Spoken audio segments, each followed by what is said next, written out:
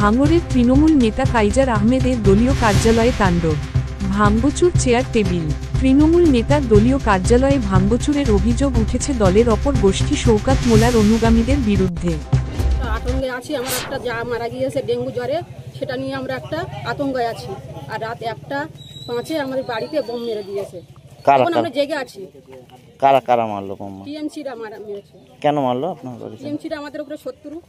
কেন আপনার সঙ্গে শত্রু? আমরা আইএসএফ করি। টিএমসি কারা মারলো? কটা বোম মারলো? একটা বোম মেরেছে। বাড়িতে কে কে আছে? একটা আওয়াজ হয়েছিল, দুবার আওয়াজ হয়েছিল। সেই রাত্রে আমি উঠেছি, উঠে আমি ঘোরাফেরা করে আবার গিয়ে শুয়েছি যে, আর সেই বোমটা ফেলেছে। বাচ্চা কাচ্চা সব কেঁদে উঠেছে। সব ঘুমাচ্ছিল তো? হ্যাঁ, ঘুমাচ্ছিল, সব কেঁদে উঠেছে। দক্ষিণ 24 পরগনা জেলায় অভিষেক ঘনিষ্ঠ জাহাঙ্গীর খান দায়িত্ব পেতে ভাঙড়ের আরাবুল অনুগামী এবং কাইজার অনুগামীরা আনন্দে আতশবাজি ফাটাতে শুরু করেন। আমি সঠিক তা আমাদের এখানে ঘের অপশান ছিল, কালকে আজকে ঘের অপশান ছিল, তাই হিসেবে কাল রাত্রে আমার বাড়িতে বোম মেরেছে। আগে 4টে ঘের অপশান হয়েছে, আমি নিজে পার্টি এনে ঘের 4টি দামে বিট করেছি বলি আমার এইটা ভয় হুমকি দিয়েছে টিএমসিরা। ওরা পাচ্ছে না আমাদের কাছে, ওরা ভয় হুমকি দিয়েছে। রাতের অন্ধকারে বোম না মেরেছে। কটা বোম মেরেছে? একটা মেরেছে। কারা কারা মারলো? কারা? ও টিএমসিরা। কেন? আমি আইএসএফ করি বলে। আর ওই ভেরি কি বলছি? ভেড়ি জলকার আমি 4টে পার্টি এনে 4টে ঘের অপশান দিয়েছি। একটা ঘের 29,000 ছিল, সেটা 39,000 করেছি। একটা ঘের 23,000 ছিল, সেটা 33,000 করেছি। আর একটা ঘের 22,000 ছিল, সেটা 29,000 করেছি। ওই জন্য ওরা আমাদের কাছে পোষে পারছে না বলে ওরা আমার বাড়ির ভয়ভূত দেখাচ্ছে। ভেড়িটা কাঁদেছে?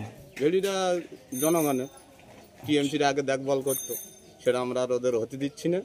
আমরা পার্টি এনে আমরা বিধি করছি ওই হিসেবে। এবং জাহাঙ্গীর খান, অভিষেক ব্যানার্জি স্লোগান দিতে থাকেন কর্মীরা। এর কিছুক্ষণের মধ্যেই ঘটকপুকুরে কাইজারের অফিসে দলবল নিয়ে হামলা চালানোর অভিযোগ উঠল তৃণমূলের অপর গোষ্ঠীর নেতাদের বিরুদ্ধে। মেরেছে মূলত প্রথম কথা হচ্ছে আমাদের এখানে একটা মানুষ মারা গেছে।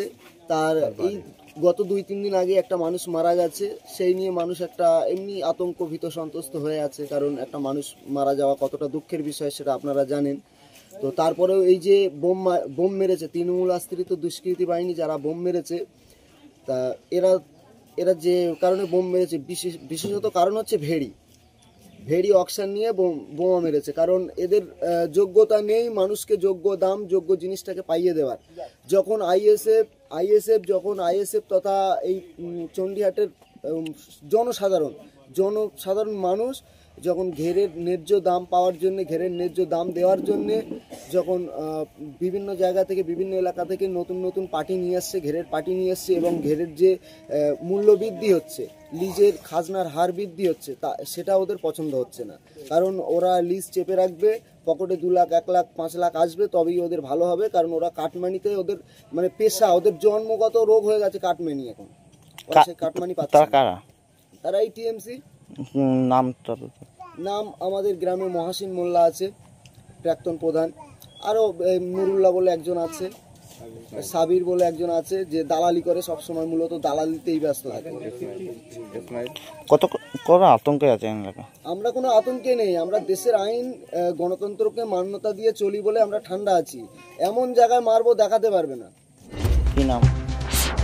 মূলত ক্যানিং পূর্বের তৃণমূল বিধায়ক শওকত মোল্লার অনুগামী আহসান মোল্লা, বাহারুল ইসলামের বিরুদ্ধে দলীয় কার্যালয়ে ভাঙচুর চালানোর অভিযোগ উঠেছে।